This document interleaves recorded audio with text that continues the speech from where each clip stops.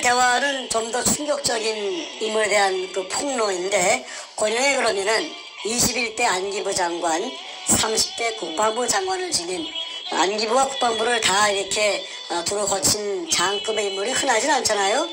이런 인물이 금동을 대한 제보를 받았는데 그걸로 나라 구한도 쓰지 않고 오히려 문재인에게 딜을 넣어서 속된 말로 빨대를 꽂아서 이권을 취한 그런 더러운 일을 한 걸로 좀 파악이 됩니다. 충격적인 얘기인데 한번 말씀 들어보면 제가 질문을 좀 던지겠습니다. 말씀 들어보겠습니다. 네. 제가 그 2013년 3월 28일 날 중국에서 그 방랑생활 도망가가지고 킬라를 붙여가 죽이려고 하니까 도굴단들이. 그래서 18개월 방랑자 신세를 바치고 박근혜 대통령이 당선되었기 때문에 제가 그 귀국을 했습니다. 그래가지고 그 당산역 근처에서 그 제 후배를 하나 만났는데, 저를 도와주는 후배가 달고 나온 여자가 한 사람 있는데 그 여자가 북한에서 온 탈북자였습니다. 그리고 그 여자가 특이하게도 39호실이라는데 한 20년 이상을 근무했대요. 그래 39호실이 뭐 하는 데냐 했더니 아마 그 외화를 벌여가지고 그 통치자금을 마련하는 그 최고 통치권자의 통치자금을 마련하는 그런 부서라고 합니다.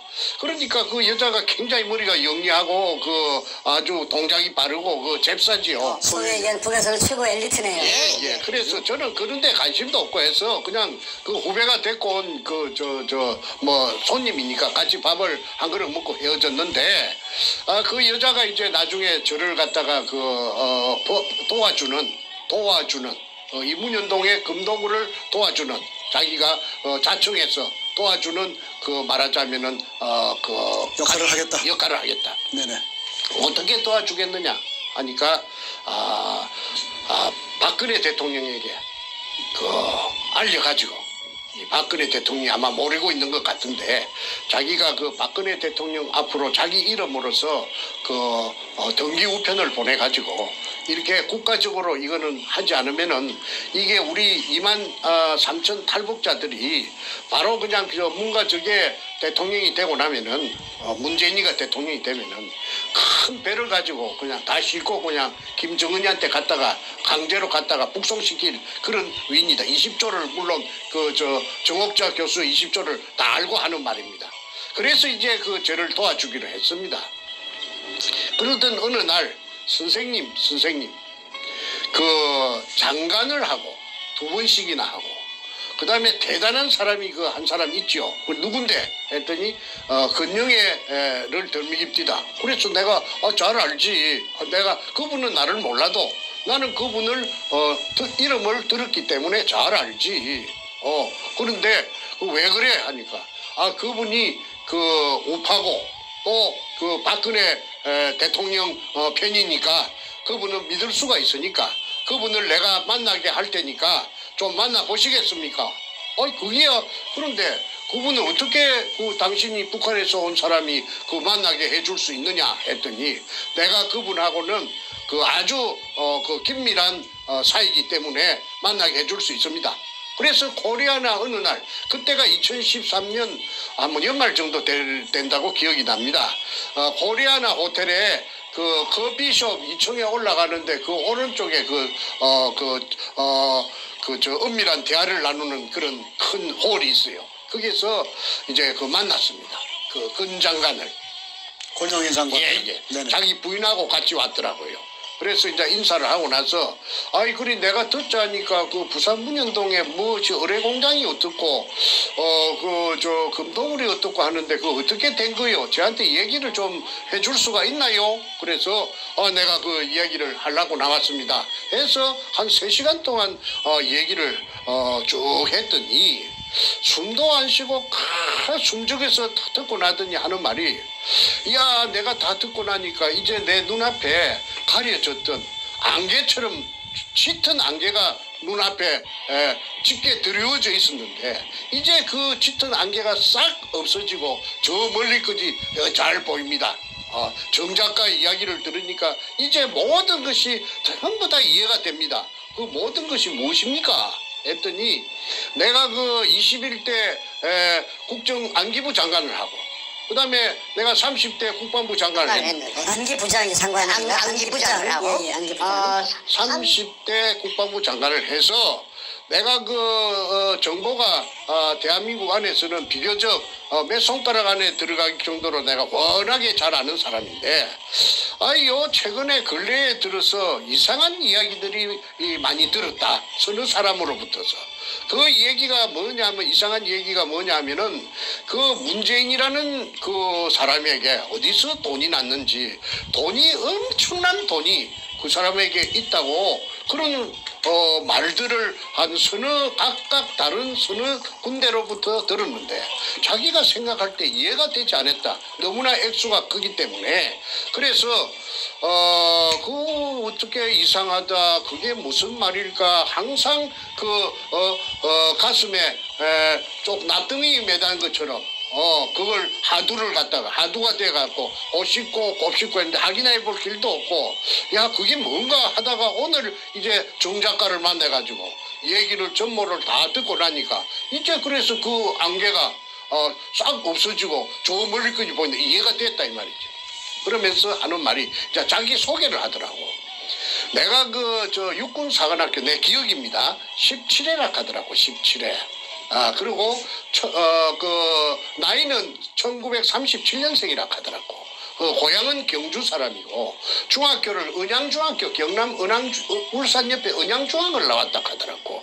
그리고 자기 아버지가 그 중학교 선생님을 하셨대요. 그리고 교육자의 자제인데 그래 이제 고등학교를 시골에서 졸업하고 그다음에 육군사관학교 17기로 입고해서 육군 중장 3스타 때 그다음에 국방부 차관이 되었고 발탁 김영삼이 들어서자 그다음에 국방부 차관에서 승진해가지고 국방부 장관 그다음에 또 안기부장 이렇게 됐는데 자기가 국방부 장관 할 때는 자기 말입니다. 국방부 장관 할 때는 항장엽이라는 그런 북한의 거물을 자기가 안기부장 할 때 그렇다. 항장엽치를 자기가 작업을 해가지고 한국에 데리고 왔고 그 다음에 국방부 장관 할 때는 하나회를 척결하는 김영삼이의 지시에 따라서 하나회를 싹 없앴다 하대. 그걸 내한테 훈장처럼 말하더라고. 그래서 아이고 대단합니다 했더니 자기가 그 국방부 장관을 할 적에 법무부 장관이 있었는데 법무부 장관이 청와대에 김영삼 시절에 김기춘이라는 그 사람이 거제 사람이 법무부 장관을 했는데 같은 경상도가 돼서 자기하고는 나이는 자기가 좀 많다고 하더라고. 2-3살 많다고 하더라고. 참 친하게 지내서 그 농담도 하고 아주 가깝다고. 그러니까 그때 김기춘 씨가 말하자면은 그 비서실장을 하고 있었습니다. 박근혜 정권에 청와대 비서실장을 하고 있습니다. 그래서 내가 이제 이렇게 알았으니까 이걸 안 이상해. 내가 국가에 19살 때부터 국가의 은혜로서 내가 그렇게 높은 벼슬까지 내가 두 분이나 내가 했으니까 나는 국가에서 굉장한 혜택을 많이 받았다. 그러니까 국가에 이제 봉사할 기회가 이제 왔으니 보온을 할 기회가 왔으니 내가 이 몰랐으면 몰랐지 이걸 안 이상해. 내가 가만히 있으면은 내가 이 사람도 아니다. 그러니까 내가 내 늙은 내 모가지를 국가에서 필요하다 하면 내가 모가지도 내가 내놓을 수가 있는 그런 각오가 돼가 있는데 이거 내가 알았는데 이 어마어마한 이 커넥션을 내가 안 푼다면은 내가 이 국가에 보존할 길이 없다. 그러니까 나를 믿어주겠소? 하고 묻더라고. 그래. 어떻게 믿어달라는 말입니까? 하니까 내가 언제까지라고는 내가 장담은 못하겠지만은 내가 어째도 이 일을 꼭 해결할 테니까 나를 믿고 내하고 같이 이 문현동 그 의뢰공장의 진실을 해결하는데 내한테 그 일을 맡겨주기를 바라요. 그거 참 내로서는 물어보나 마나 딱이지 딱. 그리고 든든하기 짝이 없는데 그 장관을 2번씩이나 한 사람을 내가 국민학교 내가 선생 출신이 말이야. 그 만났으니까 그런 분이 자청해서 자기가 해결해 준다니까 내가 그냥 항공무지로 소이다 이리 되는 겁니다. 그런데 하나 조금 떨떠름한 조금 깨름직한 마음은 있었어요. 그게 뭐냐 하면은 내가 80년도에 부산에서 선생을 할 적에 초등학교 선생을 할 적에 신문을 본 사회면을 본 기억이 떠올랐습니다. 뭐냐 하면은 아마 그분이 독직 사건으로 뇌물을 받았다고 해서 독직 사건으로 검찰에 불려가서 수사를 받다가 그 화장실의 변기를 깨가지고 그 변기가 독인데 독이 아닙니까 독이 여물지요. 이걸 독기다시 바닥에다가 던져갖고 깼던 어쨌든 뚜껑을 깨가지고 그 뾰족뾰족한 날카로운 걸 가지고 날카로운 그 뾰족한 그걸 가지고 배를 그었다는 사실입니다.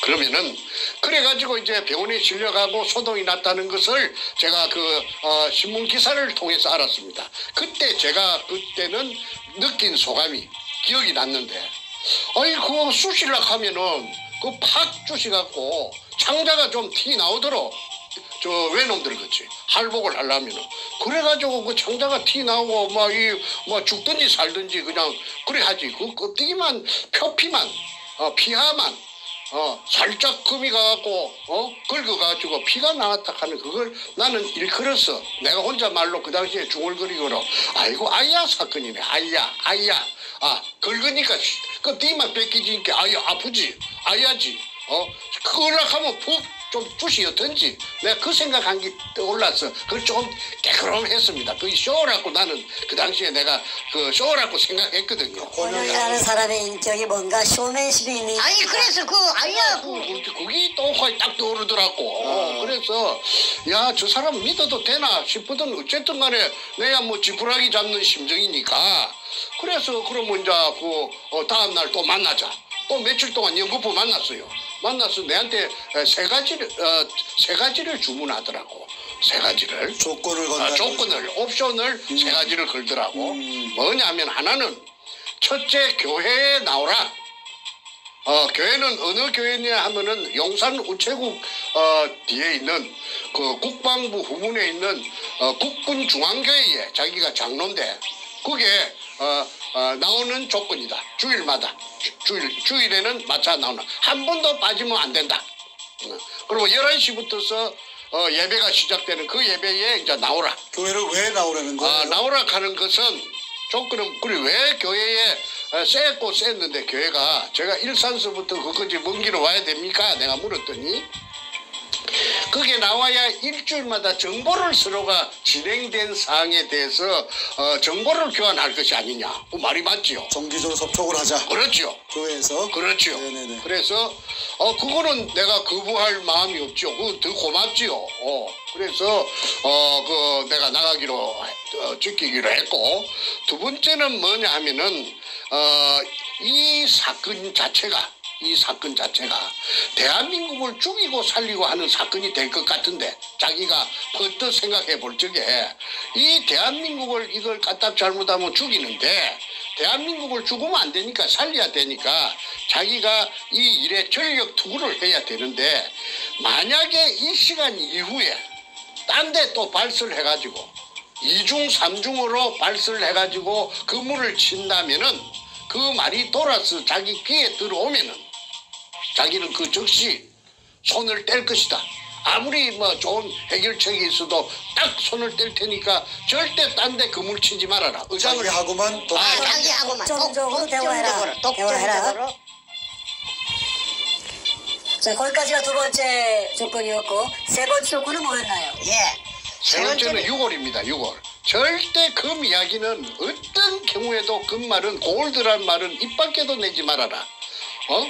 그 골드란 말을 갖다가 입 밖에서 정작가 입에서 나왔다고 인정되면 제 손 뗀다. 내가 손 뗀다. 그러면 어떻게 해야 됩니까? 하니까 금 이야기는 하지 말고 6월 이야기만 해라. 6월 이야기만 해라. 그 이유는 묻지를 마라. 그막 유골 이야기만 하지 금 이야기는 절대 하지 말아라. 이런 거 하니까 뭐 금 얘기하면은 금을 쫓는다는 오해를 받고 그러니까 어떤 유해에 대한 어떤 그런 그 공익적인 얘기만 해라 그런 뜻이 아니었을까요? 그랬어요. 그래서 내가 이제 해석하기로 예, 내가 그 사람이 이제 금을 탐이 나서 정충제를 도와주고 그 다음에 의뢰공장 찾는 일에 한다 하는 그 세상으로부터서 어떤 비웃음을 살까 싶어서 그런가 나는 그렇게 해석을 했습니다. 금 이야기는 하지만 그거는 또 어찌 보면 당연하다고 할 수가 있죠. 예, 이해했습니다. 한 번도 안 나왔으니까 한국 사회에서 금이 나온 적이 없거든. 그래서 그 세 가지는 어려운 것도 아니고 제가 그렇게 지키겠습니다. 그래서 약속을 하고 해가 바뀌었습니다.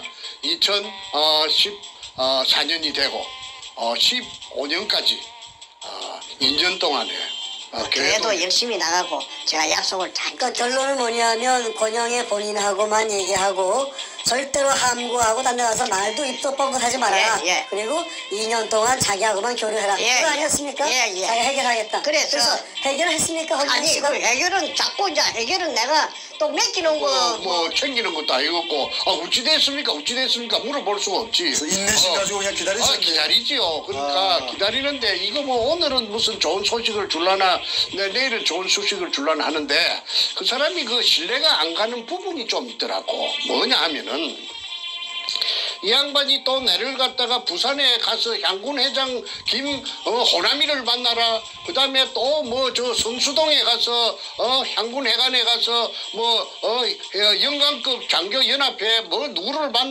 만나서 뭘 해라 하는데 그 가면은 그 사람들이 좀 그 건장관이 시킨 그 말을 하면은 좀 시덥지 않게 좀 별로 신통치 않게 별로.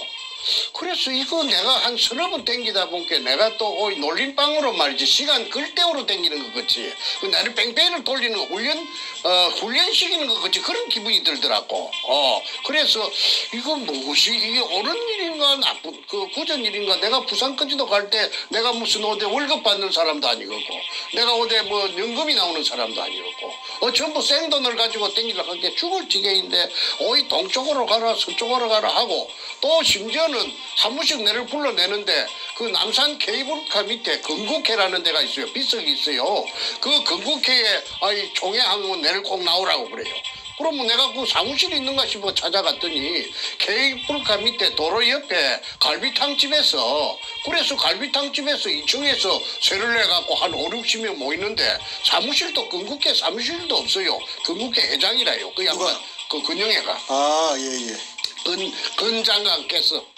그런데 이 밑에 오는 사람들이 그 회원들이 그 주로 군인들인데 예비역 군인들인데 이 사람들이 근 장관이 없을 적에 뭐 불평불만을 하는데 뭐라고 하느냐 하면은 별명이 근상사라 하더라고. 근상사. 권영의 장관을 대해서 장관을 근상사가 뭐 오늘은 뭐 웃자고 저짜고 사더라고. 그래 근상사를 누구를 보고 근상사라고 하여 함께. 근영의 그 장관의 별명이 근상사라고. 근상사 아니요. 그래 상사라 하면은 그 장교하고 소위하고 그 병장하고 사이에 저 내무반에 가면 중대 스님하사 그런 그 특무상사 위에 그 작대기 밑에 4개에다가 권상사라 부르는 이유가 있겠네요. 왜 그래 그렇게 근상사 부릅니까? 왜 근상사라고 그 계급을 몇 계급을 강등시켜 갖고 근상사가 뭐요 예, 예. 했더니 예. 좁쌀 영감이라고 이게 막 시시콜콜하게 막 오만 것 때만 것 다 챙기고 다 그거 하고 그다음에 그 인색하기로 말하자면 구두쇠이기로 이로 말할 수가 없다 이거야. 그러니까 권영애 씨가 없을 때 흉을 그렇게 받고 그래서 내가 근상사라 하는 그걸 내가 글을 쓰는 사람인데 충분히 내가 그 근상사 왜 근상사라 하는지 내가 어필할 수가 있죠. 그래서 내가 하나 회의감이 드는 것이 근상사라 하는 별명으로 자기네들 그 군대 후배들이 놀리는 그런 별명을 지을 정도 되면은 저 사람이 어떻게 이렇게 큰 이런 어마어마한 이런 일을 해결을 과연 해낼까 하는 그런 의구심이 들었어요. 그런데 아니나 다를까 그 김기춘 그 양반을 만났다 하는 그런 명쾌한 이야기도 안 하고 청와대에 자기는 마음대로 출입할 수 있다고 해놓고는 들어가서 박근혜 대통령하고 만났다는 얘기도 없고 내가 물어봐도 아이 뭐 조금 더 기다리라 뭐 이런 식으로 조금 귀찮은 그런 기색도 보이고. 아니 박근혜 대통령한테 청와대 들어가서 그냥 같이 독대해가지고 그냥 얘기해버리면 되는 것인데 그걸 무슨 또 거의 뭐 결혼식 날 잡는 것 같이 이리 하니까 사람이 그냥 한장을 하겠더라고. 그러던 차에 한 번은 내를 보고 현장에 오늘은 한번 내일은 현장에 한번 가봅시다. 부산의 현장에 어떻게 갑니까 하니까 자신의 그 동기생 친구 중에 64, 17기 중에 경남 진해 출신의 1사단장 하던 김아무개 소장이 있는데 그 양반이 1사단장 할 적에 남친 땅굴에 대해서 통달로 해가지고 땅굴 찾는데 그래갖고 이제 쇠꼬쟁이 2개를 가지고 이 다우징이라 하나 그걸 갖고 왔는데 백발백중이라 이거야. 땅 밑에 그 탐사하는 거. 탐사하는 거. 쇠꼬쟁이 2개 갖고 하는 거. 다우징이라고 그러죠. 다우징 그거 막 백발백중으로 찾아낸다 이거야. 그 전문가다. 그리고 그 속에 무슨 금 같은 거 그런 금속이 있어도 다 그 반응을 다 체크할 수가 있으니까 자기 그 건장관께서는 자기 친구 그 아무개 소장님을 김 소장님을 초청할 것이고 그 다음에 내도 또 한 사람을 정작가도 한 사람을 금을 찾고 그 다음에 구례를 찾을 수 있는 그런 사람이 있으면 한 사람 떼라고 해서 그리고 나는 이제 그 강원도 원주에 그 윤아무개라고 필리핀에서 금 찾아서 인생을 바친 금 찾아 다니면서 인생을 바친 윤아무개라고 내하고 나이 같은 사람이 있어요. 내하고 친구가 됐는데 그래서 윤아무개를 갖다가 이제 불러 올렸습니다. 그래서 이 윤아무개는 그 이전에 저 한국은행 지하 금고에 금이 얼마나 있는지 그 미션을 줘가지고 그 체크를 한번 그 측정을 한번 한 적이 있었는데 그 서울에 대해서는 그 사람이 청춘을 갖다가 필리핀에 25년 동안 돌아다녔으니까 서울 소공동 근처는 잘 모릅니다. 그런데 한 30분 만에 찾아내더라고. 그 미독 신세계 백화점 앞에 그 조형물이 있는 동산같이 조형물이 있는 분수대가 있는데 그 밑이 저 한국은행의 그 금창고라 지하 몇 메다가 그 금창고인데 거기서 금의 양은 지하 몇 메다 그걸 내가 잊어버렸는데 지하 몇 메다 지점에 금이 요게 한국은행 그러니까 그게 한국은행 금창고인데 보유금이 한 15톤 정도 체크되네요 이렇게 하더라고. 그러니까 그때 한국은행에 근무한 적이 있는 그 아주 높은 간부가 한 사람 그 옆에 있었는데 이 감봉을 한 적이 있습니다. 어이구 명도네 바로 명도네 어떻게 그렇게 기가 차게 알아맞히느냐. 그래서 내가 이제 그 자료 중에 윤아무개 그분도 소위 다우징 기술 같은 거에 능통한 다우징 아니에요. 다우징은 아니고 다우징 아니고 일본 옛날에 그 왕실에서 그 금을 재놨던 그 창고 속에 금이 가득 들어가 있지 않습니까? 그 금을 갖다가 일일이 빼갖고 무게를 달라가면은 그것만 해도 막 어마어마한 일이기 때문에 금이 양하고 그 금이 그대로 온전하게 있는가를 측정하는 기계가 있대요. 그 왕실에서 내려 그 기계를 이 사람이 어떻게 벤치마킹을 해가지고 자기가 고안을 해가지고 백발백중이라고 장담을 지하에 있는 금을 위치와 양을 확인할 수 있는 그런 기술을 가진 거다. 그 기구가 있어요. 자기만이 시험상 시켜보니까 백발백중. 아니 그래서 지금 이제 그래서 주요 국가별 금 보유량 2010년 6월달에 나온 통계치가 여기에 있는데 이게 보니까 국가의 금 보유량이 한국의 금 보유량은 한국은행 그 아까 말한 신세계 백화점 밑에 그 분수대 밑에 그게 있다고 했지 않습니까? 그게 있는 게 맞아요. 그런데 그게가 15톤이라고 했는데 여기 찍기가 있는 거는 14.4톤이라고 요 맨 밑에 요 찍기가 정확하게 찍히네요 완전. 바로 그냥 기가 막힐 지경이죠. 제가 화면에 잠깐 보여주겠습니다. 예. 야 그렇군요. 잠깐만요. 예. 여기 보시면은 여기 제목부터 보여드리겠네요. 제목에 보면 주요 국가별 금 보유량 해가지고 2010년 6월 자료인데 미국이 뭐 8,000톤 어마어마하게 많고 1등이고 쭉 내려가서 대한민국이 금 보유량이 56인데 14.4톤으로 공식적으로 통계가 잡혀 있네요. 근데 그분이 말씀하신 15톤 씹었으니 정확하게 그래서 의심의 더 이상 그 사람의 실력에 대해서 이야. 의심의 그 할 수 있는 그게 조건이 아무것도 없지요. 그래서 이제 윤을 불러들이서 가지고 그 군인 출신 그 권영애 씨의 군인 출신 그 다우징 전문가 한 분하고 바로 이 윤아무개하고 2명을 데리고 현장을 갔다. 예예. 됐습니다. 이해됐습니다. 그래서요. 근 장관의 그 구인성 승합차를 고속도로 버스 전용 차선에 탁 달릴 수 있는 걸 타고 그 부산 현장에 갔습니다. 가서 이제 두 사람이 이제 그 현장에 비가 부슬부슬 오는데 그 육군 소장 그 권장관의 친구하고 그다음에 이 원주에서 온 그 윤하고 둘이서 이제 금시초문으로 만났던 것입니다. 그 사람들도 아는 사이가 전혀 없지요. 그런데 둘이가 딱 일치가 되는 것입니다. 여기서 저기까지 약 50m가 되는데 그 지하 몇 메다 지점에 공간 반응이 나오고 그 이제 밑에 공간 반응이 나오는 그게 어마어마한 공간 반응이 나는 그게 의뢰공장입니다. 그리고 이제 그 동네 일대를 쏘다니다가 이제 특기 사항이 이제 두 사람이 다 공간 반응이 일치가 되는데 그 옹벽 위쪽에 산동네에 그렇게 말하자면 내가 구멍 뚫은 그 산후의 그 근처에 1174번지입니다. 1174번지입니다. 박상조라는 그 사람의 집이 약 40평이 있었어요. 그 집 밑에서 금 반응을 300톤을 체크했습니다. 300톤. 300톤. 100톤, 300톤을 체크를 누가 했느냐? 두 사람 다 똑같이. 두 명 다 똑같이 300톤이라고. 예. 이야. 야, 그래서 그 밑에 그런데 이거 희한한 말은 그 구멍을 뚫는 시추 기계를 전공하는 그 기계를 보링하는 기계를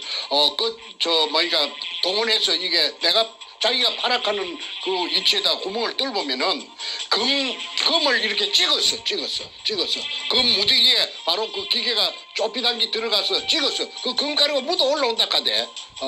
묻어 올리겠다고 자신하는데 그렇게 아까 소장도 일치되고 그다음에 원주에서 온 이 필리핀 이것도 일치가 되고 이러니까 기분이 좋다고 그날 의뢰공장 찾는 것도 확인했고 그다음에 금도 300톤이 나오니까 아까 건상사라고 불리는 그 건장관께서 돌아오는 차 속에서 기분이 좋은지 그 봉투를 갖다가 하나서 잡아내갖고 갈라주더라고. 그게 이제 그 문현도 일대 중에서 한 특정 부분에만 300톤이라는 얘기죠? 그렇죠. 그게 1174번지인데 그게 이제 도굴단이 만든 그 지도 의뢰공장 내부 도면에 보면 금이 있다고 표시가 되어 있습니다. 백준엄이가 그 금을 거기가 지하 몇 공장이죠? 지하 1공장. 자, 먼저 다시 정리하죠. 대한민국 국가가 보유한 금이 아까 얘기한 14.몇 톤이고 14.4톤. 이 끝에 15톤이 맥시멈인데 문현도 약 15톤이라고 했죠. 그렇죠. 문현도 일대 중에서도 거기 특정 주소지 밑에 있는 것만 300톤이 있다고 두 명의 서로 모르는 각각의 전문가가 동시에 확인한 300톤이다. 어마어마합니다. 자, 그 다음 얘기가. 그때까지 그게 아마 아마 다 끄잡아낸 게 아니고 금이 양이 많으니까. 그렇죠. 내나 탁종수라는 자가 그 도굴단에 탁종수 있잖아요. 김성태 옆에 앉았던 거, 그 멍청하게 앉아 있는 거, 그게 내한테 월경 기순에 온 적이 있었다고 했죠. 그럴 때 금이 다 끄잡아냈느냐 물어보니까 일부는 끄잡아내고 일부는 더 깊은 곳으로 들어갔다고 말했거든요. 그런데 더 깊은 곳이라 가면은 일단은 그게 있는 금을 안쪽으로 더 이었다는 것입니다. 그런데 백준영이 만든 의뢰공장 내부 도면에 보면은 그게가 금이 있었다는 표시가 되어 있기 때문에 그게 아마도 처음부터서 300톤은 애놈들이 그게 도망갈 때부터서 그게 있었던 것이 아닌가 그렇게 저는 추정하고 있습니다. 자, 그래서 이제 그 군영을 떨벌라고 혈안이 됐던 것입니다. 그런 때마다 자꾸 동네 주민들이 방해를 하고 막 온갖 세력들이 방해를 하기 때문에 기계가 떨벌라고 내려갔다가도 서울에서부터 내려갔다가도 님비 현상으로 인해서 박구에서 올라온 헛돈을 많이 썼습니다. 자, 그런데 이제 이 근장관께서 아까 이제 이제 입이 찢어질 듯이 해가지고 그 봉투를 하나씩 주는데 내가 올라와서 내가 찾아보니까 5만 원짜리 2개 들었대. 누구한테 봉투를 줘요? 아이 저 근장관이 얼마나 내가 그 봉투 주는 거 처음 봤어요. 그런데 10만 원 들었는데 그건 뭐이가 윤은 얼마 들었는 거 내가 물어보지 않았어요. 왜 그러냐 물어보면 내 자신이 너무나 비참할 것 같았어. 내가 자존심도 있고 해서 내가 그냥 입 닫고 말았는데 솔직히 말해서 어디 가자값도 아니고 말이지 5만 원짜리 2장을 갖다가 여주서 저 사람이 그러기 아주 작구나. 그런데 자기 집에 가보니까 자기 집이 내나 분당에 죽전에 있는 현대 아파트 앞에서 현대백화점 죽전역 앞에 현대백화점 앞에서 마을버스를 타는데 LIG 아파트라고 기억이 됩니다. LIG 아파트 옆에 자이 아파트 80평에 살더라고. 80평에 그거 늘은데 어떻게 이 집이 운동장 같은 집에 삽니까 하니까 자기가 평생에 책이라든지 무슨 이런 물건 같은 걸 버리기도 아깝고 해서 식구가 며칠 되지 않지만은 이런 넓은 데 아니면 안 된다고 그래서 집은 대걸 같은 집에 살더라고. 잘 사네요, 소위 얘기해서. 80평짜리 아파트 살기가 쉽지 않죠. 청소만 하려고 청소하는 전담 요원이 한 사람 있어야 됩니다. 자, 그래서 연금도 나오고 또 장관하면서도 많이 벌이실 건데 그렇게 항상 오라고 해가지고 가면 밥때가 되면은 죽전역 앞에 현대백화점 뒤에 항소곡반이라고 갈비탕집이 있어요. 불고기도 팔고 불고기는 내가 한 번도 안 얻어먹어봤고 갈비탕 5천 원짜리 항상 그겁니다. 그래서 그거라도 내가 나는 5천 원짜리 그런 거는 내가 시들해서 잘 안 사 먹는데 그것을 내가 5천 원짜리를 질리도록 먹은 그 기억이 납니다. 어쨌든 그분을 헐뜯으려고 나온 것이 아니고 항상 사이드로 뺑뺑 돌더라고. 사이드로.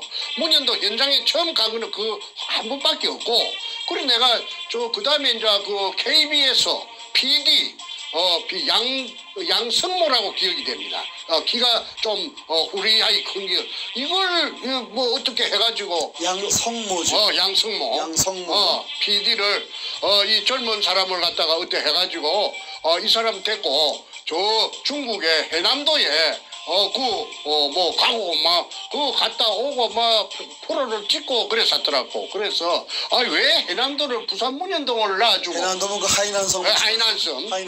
해남섬에 참 알았는데 그게 옛날 외정 때 우리 한국의 핵무소에 있는 교도소지요 있는 제수들이 애놈들이 거기에 가서 노력 봉사를 예를 들어 6개월 하면은 너그 자녀 형기를 삭감해 주겠다고 이래갖고 자원서를 받아갖고 수많은 한국의 제수들을 인적 자원이 부족하니까 해군기지 공사하는데 싣고 갔어요. 그게 가서 해방이 되자 돌려보내야 됨에도 불구하고 돌려보내려면 귀찮으니까 거기에서 총을 쏴면 총알도 아까우니까 그냥 구디 파갖고 인부들 씨가 큰 구디 파갖고 자기 구디에 자기가 죽창으로 찔러 죽이고 그만 총에 대금 꽂아갖고 찔러 죽이고 그만 개머리판으로 두들고 그만 망치로 때리고 해가지고 강제징용된 사람들 희생된 현장을 갔다 이거지. 예, 그래서 이제 그게 고구마밭에 이제 말을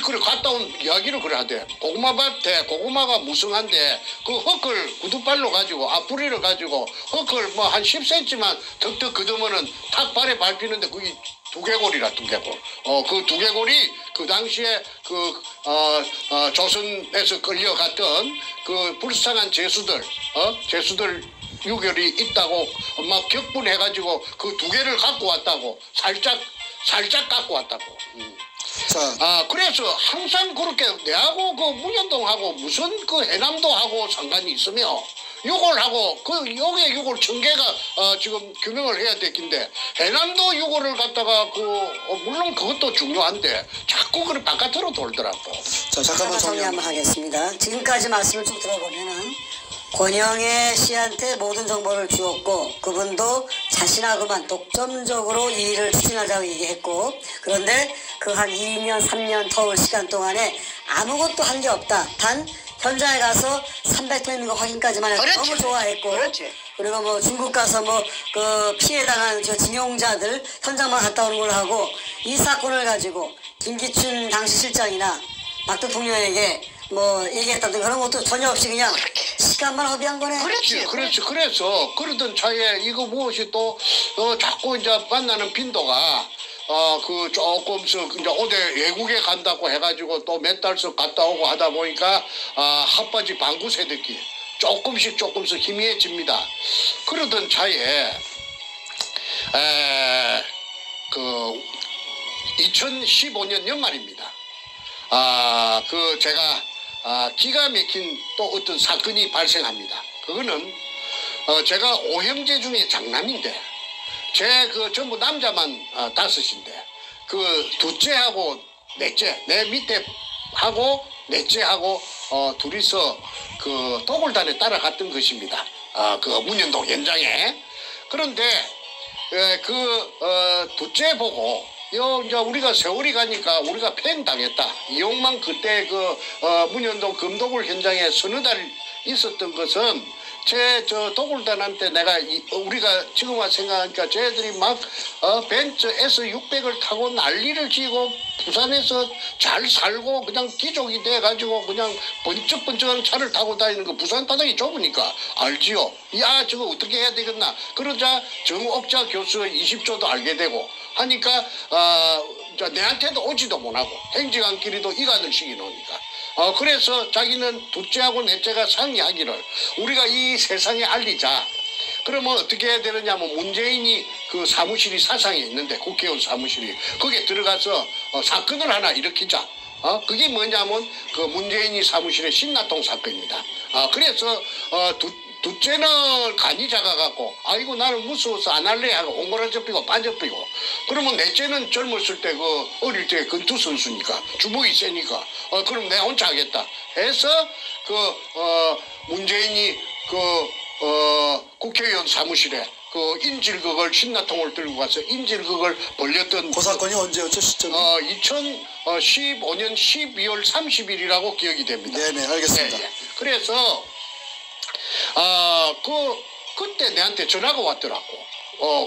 이제 그날 막 뉴스에 오전 10시부터서 밤 12시 자정까지 온 한국에 있는 공중파든지 종편이든지 무엇이든지 전부 방송국이라 하는 방송국은 전부 다 이것만 취급했습니다. 부산 문현동 이것만 정규 방송 중단하고 부산 문현동이 아니고 사상에 그 문재인이 사무실에 그 신나통 인질거 이것만 계속해서 들었습니다. 그런데 12시 자정이 지나니까 약속이나 한 것처럼 딱 전부 다 올 수도 없대 있고 모든 방송 누가 조정했지요. 누가 조정을 작동을 했죠. 그러네요.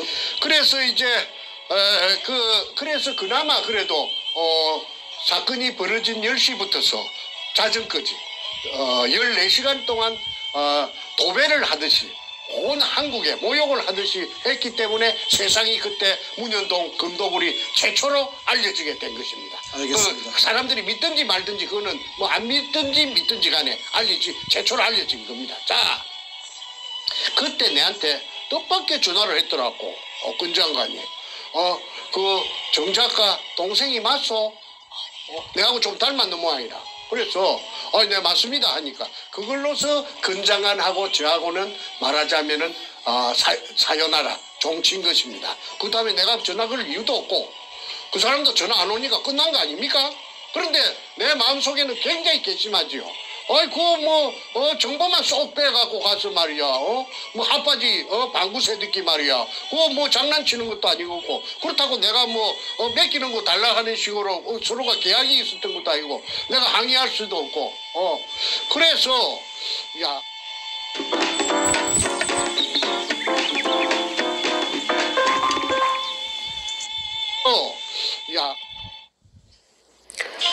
자, 잠깐만. 제가 한번 좀 질문을 하나 할게요. 좀 납득이 안 가는 부분이 있는데, 그렇게 2, 3년간 공을 들이고 권 장관과 관계를 맺다가, 요번에 그 동생분의 그 문재인 사무실 신나 사건이 벌어지자마자, 그러고 이제 관계를 끊었다 하셨는데, 왜 끊으신 거죠?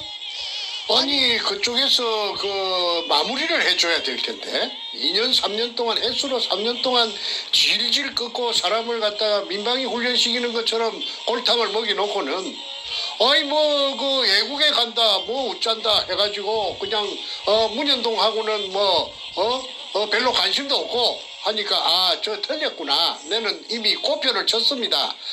그렇다고 해서 그 사람이 그 내하고 나이가 얼추 같다고 하면은 다그치기라도 할 텐데 아니 그러지도 못하고 장관을 2분이나 했으니까 그 내가 저 항의도 할 수가 없고 그러던 차에 내가 저 정보만 또 쏙 빼가지고 또 이용당했구나.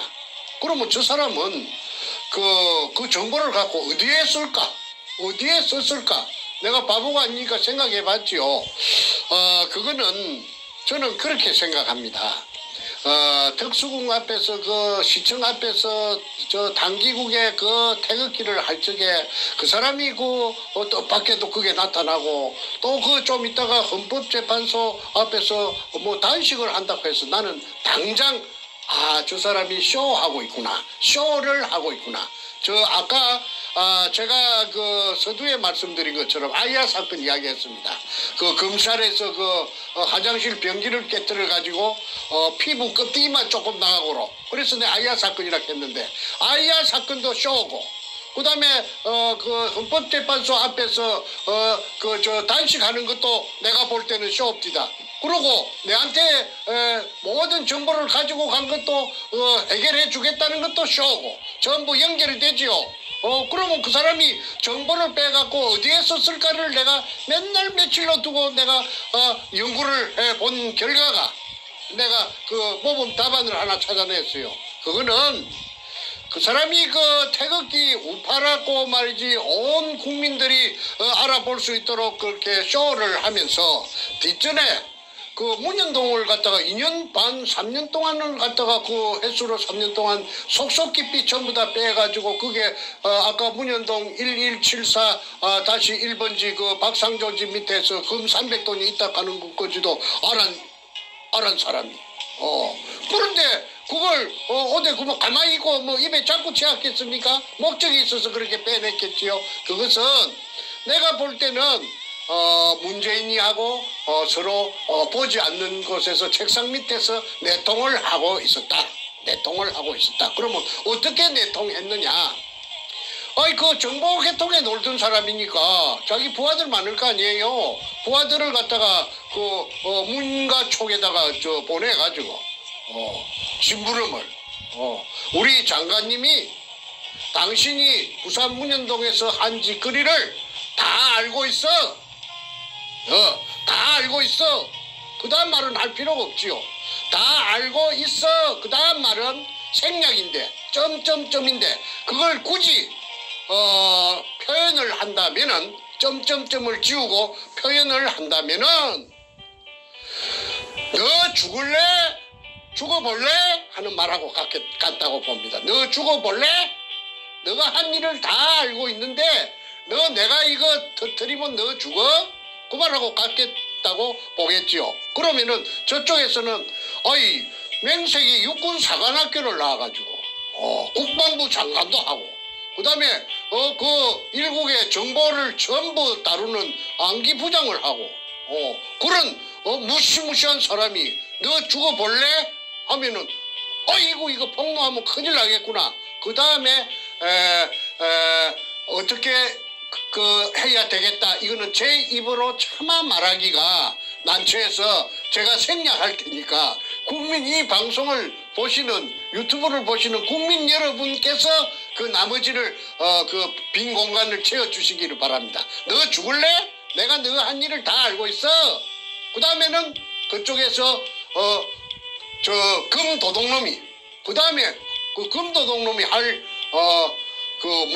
문재인이 그 청와대를 강제 찬탈해갖고 점거하고 있는 주식회사 금처리 주식회사 도굴금 처리 주식회사 대표이사 문재인이가 할 행동은 입을 막아야 될 거 아니에요. 입을 벌리겠다 하는데 죽이겠다 하는데 그럼 입을 뭘 갖고 막겠습니까? 떡을 갖다가 발라야 될 거 아니에요. 떡을 찹쌀떡을 하나 갖다가 입 안에 물이 나야 될 거 아닙니까?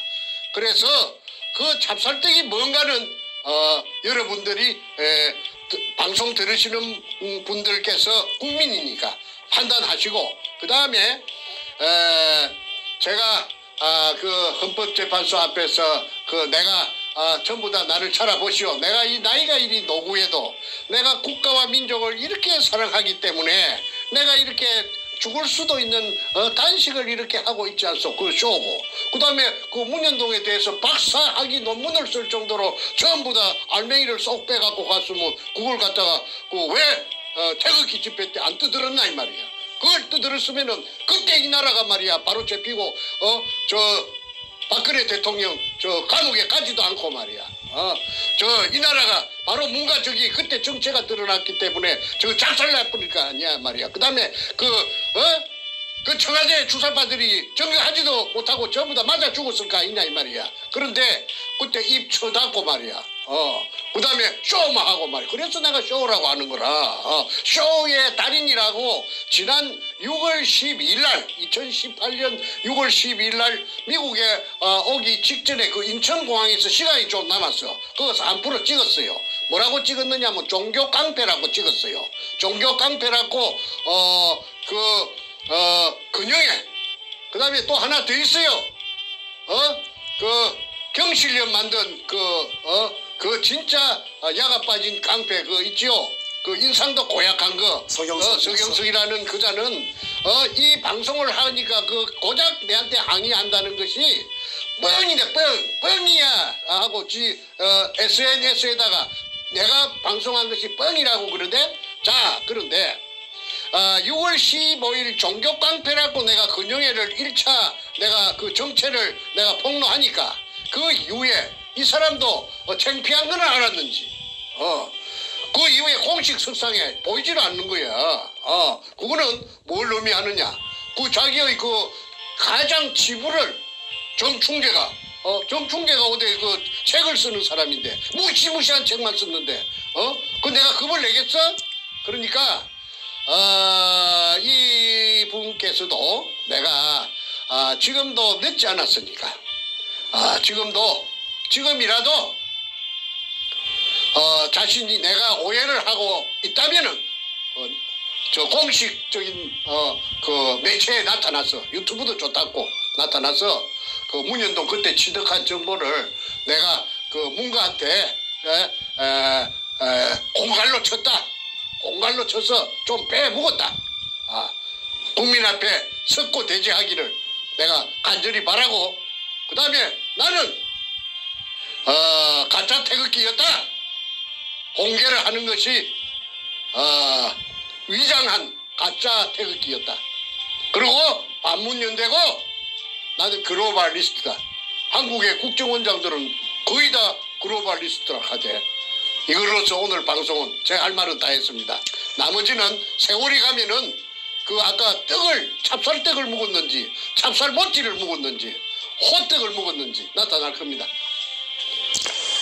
오늘 메시지의 제목이 다시 한번 상기시켜드리면, 금독을 정보로 문재인에게 빨대를 꽂은 권영애의 더러운 정체입니다. 제목에 모든 것이 다 담겨있고 지금 장시간 말씀하시면서 모든 내용이 다 공개가 됐는데, 우리가 알고 있는 권영애는 옛날 안기부장 권영애도 있고 국방부장 권영애도 있지만 가장 최근 2년 동안에는 탄기국의 권영애로 많이 알려져 있었고, 아까 말씀하신 대로 탄기국 끝단에 마무리될 때쯤에 아주 명예롭게 퇴장하는 그런 신용을 하면서 소위 단식 쇼를 벌였습니다. 뭣도 모르고 아무 영문을 모르는 대부분의 태극기 국민들은 권영애 장군이 저렇게 애국자구나 라고 이제 오해를 하게끔 아주 멋들어진 연극을 한 사람인데, 오늘 말씀 들어보니까 그 모든 것이 정말 쇼의 극치였습니다. 옛날에 우리 정 선생님께서 조원진에게 이걸 제보했었고, 또 홍준표에게 리오의 의원 통해서 제보했지만 조원진도 홍준표도 입 딱 다물고 아무것도 안 했습니다. 자기 말로는 문재인 끌어내리고 대한민국 정상화시키는 보수 태극기에 앞장선 그 리더라고 그러면서 조원진도 홍준표도 입을 다물었습니다. 권영애는 설상가상으로 모든 정보 다 뽑아가고 시간 2, 3년간 낭비시키게 만들고 그러고 나서 연이어서 지난 2년 동안에 이 사태 동안에 탄기국의 어른으로 행세하면서 입 딱 다물고 정세의 말씀대로 문재인 향해서는 한마디도 안 했습니다. 정말로 육두문자 튀어나오는 인간입니다. 자신의 진심이 있다면은 그어서 문현동 금독을 떠들었으면은 내가 그 사람을 정체를 갖다가 이렇게 그 나이 연세도 많으신데 내가 공격할 이유가 없지요. 싹 빼갖고 가서 자기 장사해버리는 거야. 자기 이속만 챙기는 거야. 참 그게 현실입니다.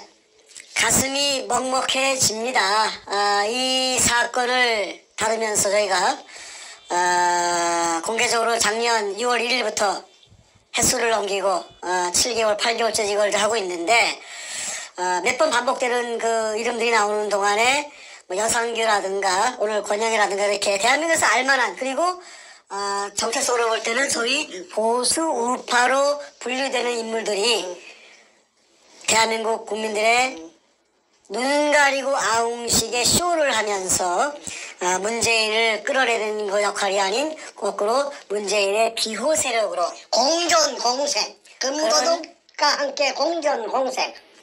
그런 그 국민들을 속이는 인물로서 계속해서 활동을 해온 것을 보면서 정말로 경악을 금치 못합니다. 자, 권영애는 이렇게 금독을 정보로서 국가를 살리는데 그 정보와 자신의 인맥과 또 대한민국 내에서 알아주는 그러한 그 경험을 가진 인물인데 그렇게 좋은 데 쓰지 않고 오히려 문재인을 협박해서 그 금 재물을 나눠 먹게 하는 소위 얘기하는 빨대 꽂기를 하고 자신은 그 와중에 국민들 눈물 뚝뚝 흘리면서 태극기 집회하는데 가짜 태극기 행세하고 문재인을 오히려 막아주고 도와주는 문재인 비호 세력으로 활동을 하였습니다. 그리고 자신은 마지막에 멋지게 퇴장하기 위해서 탄기국 말기에 단식쇼로 이 상황에서 슬그머니 빠져버리고 이제 더 이상 나오지 않습니다. 나올 이유도 없죠. 나올 이유도 없고 본래 연극은 잘합니다. 나올 이유도 없고 나와봤자 오히려 본전도 못 건지니까. 자, 여러분 오늘 메시지는 여기서 마무리를 지어야겠습니다. 정말로 문재인과 권영애가 둘이 밀실에서 만나서 어떠한 딜을 했는지 지금 우리는 알 수가 없습니다. 그러나 지금까지 보여진 모든 정황적 근거에서 사건은 정황적 근거에 대한 추적으로 시작하는 거 아닙니까? 이 모든 정황적 근거에서 권영애는 자신의 정체성으로 볼 때는 문재인을 끌어내기 위해서 앞장서온 인물인데 대놓고 그런데 이 모든 정보 문재인을 박살내신 정보를 가지고 오히려 입을 다물고 조용히 어디로 사놨다. 무슨 말을 들었겠습니까? 국민 여러분께서 마지막 판단에 빈칸을 채워주시기 바랍니다. 권영의 그 더러운 모습 온 세상에 폭로했습니다. 오늘 여기서 마치겠습니다. 조선민주주의인민공화국 수령이라고 하는 김정일이라고 하는 놈이 결제 책상에서 무언가 결제를 하고 있고 그 옆에 그가 임명한 인민민주주의 3.0 간첩 총독 문재인이가 부동자세로 서 있는 모습입니다.